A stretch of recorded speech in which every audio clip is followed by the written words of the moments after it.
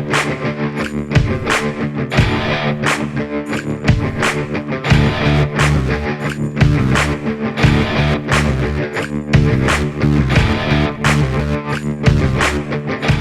good, everybody, and welcome to the Max RPM Performance YouTube channel. Now, I'm driving a 2020 Shelby Mustang GT500 right now. I'll tell you it's a lovely car, but that's not why you guys are here. You guys are here because you want to see the settings that I have for my wheel. So I'm going to pull over here. I'm going to kind of just like turn around just slightly. Park right here on this hill. Okay, so my vibration and invert look are off. Steering access dead zone inside is at 0. And the reason is, it says it right there.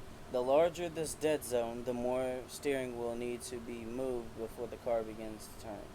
Basically, if that dead zone is anything, you'll have to give the wheel more input before it turns. Now, that wouldn't be a big deal if the game actually made it to where it was a little bit more progressive, but it doesn't work that way. What it does is it creates almost like play in your wheel, where when you turn, like there's nothing, then it starts turning. And that's just not good for racing. It says that the larger this dead zone, the less steering input will be recognized by the game. Now here's the thing. This one actually functions pretty well, where it'll make your steering a little bit more linear, which is really what this helps with too. This and this, I find that I've had no problems with it. Like, if you turn it too far down or too far, or like in the middle of somewhere, it's kind of wonky. But right there, I find that I've had no problems.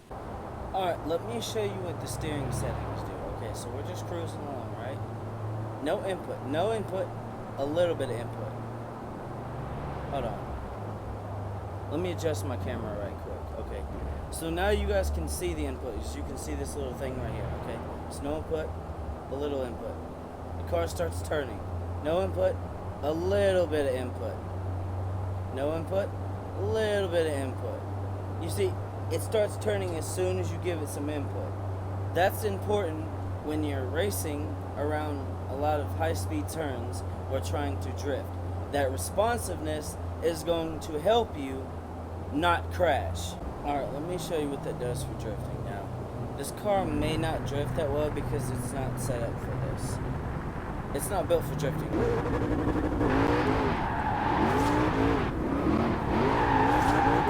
Alright, now come through here.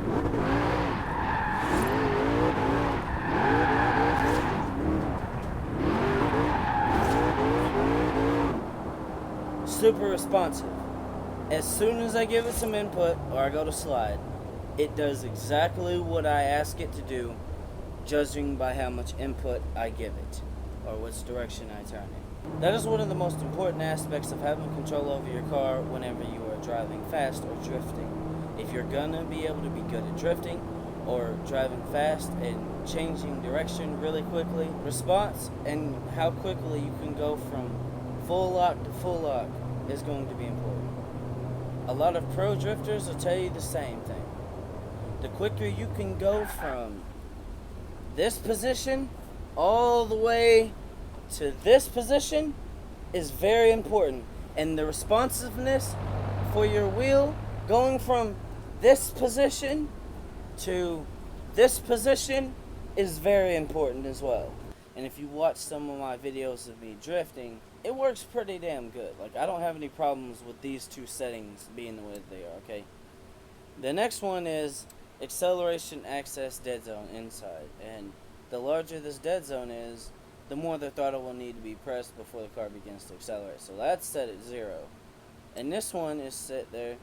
So the larger this dead zone is, the less the throttle will need to be pressed for the car to accelerate as fast as possible. So that's set at 100. So it's at maximum. I honestly think that they made a typo right there. I think what they're trying to say is the larger this dead zone is, the less steering input will need to be put in before the car turns. That's probably just a mistake on their part, so don't panic about that. I want to make sure I say that. Alright, now deceleration access dead zone and inside. So the larger this dead zone, the more the brakes will need to be pressed before the car begins to slow down. If this is a really large dead zone, it's kind of like with the steering. Like there'll be nothing, nothing, nothing, then steering. And it'll probably give you a lot more than you would like. Keep the deceleration excess dead zone on the inside scale 0. For the deceleration access dead zone outside, I have it all the way at 100%. The larger this dead zone is, the less the brake will need to be pressed for the car to brake as sharply. You'll start seeing the brakes work as soon as you hit the pedal. Like from the moment you hit the pedal and how far it travels, like you'll be able to modulate the brake pressure a lot better, which is very, very important for racing. Clutch access dead zone inside. The larger this dead zone, the more the clutch will need to be pressed before the clutch will begin to disengage. I'm going to go ahead and put this one at 0 just because I feel like it needs to be there. And then this one right here, the larger this dead zone, the less the clutch will need to be pressed for the clutch to fully disengage, or to be fully disengaged. I'm going to put that at 100%. Alright, here we go. Let's see. Ready? Cruising along. Clutch in.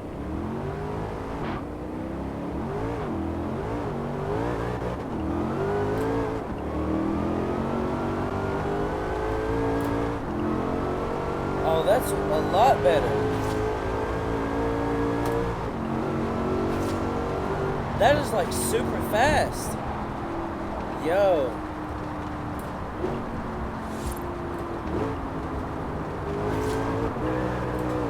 Okay, I money shifted right there. But you see it's like click, click, click damn near. Click, click, click. So that actually did help. You're welcome. And it's the same for the e-brake dead zone inside outside. I do not like when my brake or anything does not engage as soon as I hit it. So that's why my settings are like. And this right here is the exact opposite of that. I find that it works like this right here more than it does like it's saying. I think there was just a typo. I don't know, I could be wrong. Vibration scale is set at 25. I got my vibration off, so I don't have that issue or have any problems with the vibration not working. Force feedback scale is set at 60. My center spring scale is set at 70, as well as my wheel damper scale. Force feedback understeer is set at 20. Force feedback minimum force is set at 50. My wheel rotation angle is set at 510. It was at 540, but I set it at 510, and I find that it works a little bit better at 510 degrees. There you guys have it. That is my wheel settings. If this helped you out, please drop a comment down below and let me know if this does anything for you. Or if it made it worse, let me know that too. I'm trying to help people, and your feedback means a lot to me. Like, I want to know if I did a good job or if I helped you or not. Or if it made things a little bit better or easier for you or not. But with that being said, I'm fixing to get off of here. Y'all stay up, stay blessed, be positive, and kick misery in the throat. I'm out. Peace.